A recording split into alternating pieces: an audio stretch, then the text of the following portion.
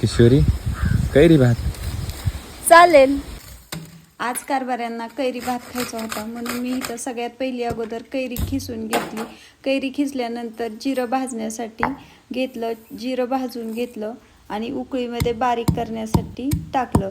जिरं, लसूण, लाल मिरची पावडर 1 चमचा टाकून घेतला. कढईमध्ये तांदूळ धुवून घेतले आणि तांदूळ स्वच्छ पाण्याने धुवून घेतले. धुतल्यानंतर लगेच कुकरला लावून भात शिजवून घेतला.